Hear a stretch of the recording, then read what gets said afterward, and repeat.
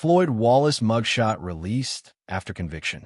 After months of delays due to sex tours, random court rescheduling, snowstorm cancellations, and temporary fugitive from justice statuses, Floyd Wallace reported to Oklahoma's Cleveland County Jail.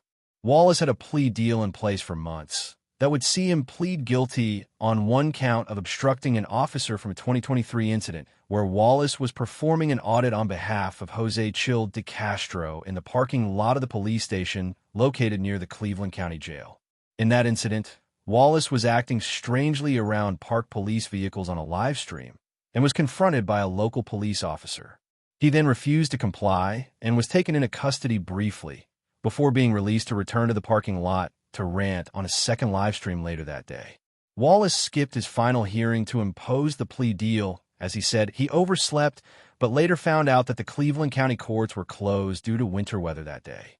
He did not contact the sheriff's office or the court to tell them that he was delayed and simply thought that the court would reschedule without contact on his part. That was not the case. A warrant was issued for Wallace's arrest that would become a felony conviction after 30 days if he didn't turn himself into police.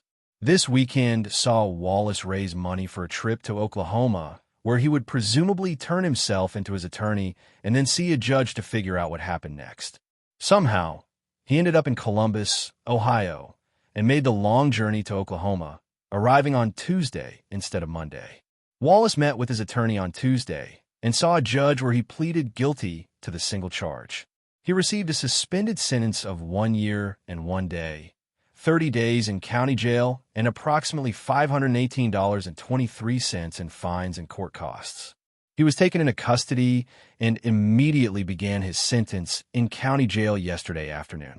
The YouTuber is expected to spend up to 2 weeks of his 30-day sentence in county jail.